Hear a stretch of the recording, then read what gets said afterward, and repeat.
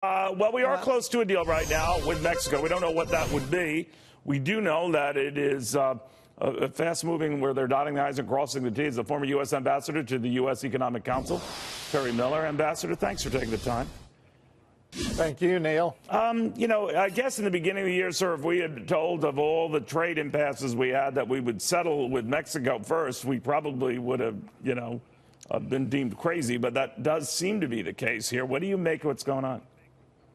Well, I think they're close to a deal, at least on the auto sector. And my suspicion is that what we're going to get is a deal on autos that perhaps doesn't really affect trade or our businesses too much. The real question is whether the U.S. is willing to drop some of its other less reasonable demands in areas like a sunset clause for NAFTA or investor state dispute settlement processes, to see if the U.S. is willing to let go of some of that in order to get a deal. Of course, we still have to bring Canada into the negotiations as well, and it's not clear how much interest the Canadians are going to have in raising additional issues or dealing with something like dairy products, which is still on the table there. Ambassador, how do you think the president's playing this whole trade thing?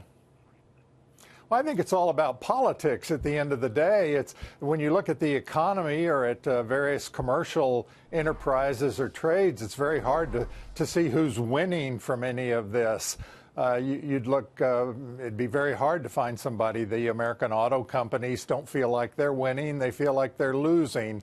U.S. employees, we just heard very sad reports from you about employees that are negatively impacted in autos and in the marine sector. So where are the winners in this? I would say it's the politicians that are the winners.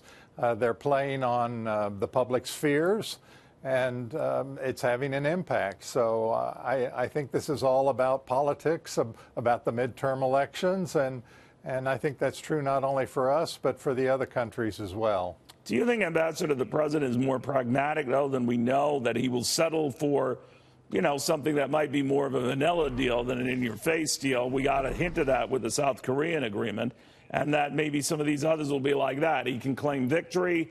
The other side can claim that they dodged a bullet, and off we go. We had another hint of that with the talks with the European Union last month. So I think, yes, that's very much a possibility, and that's perhaps the best outcome we can hope for at this point. Ambassador, thank you very much. You're very welcome.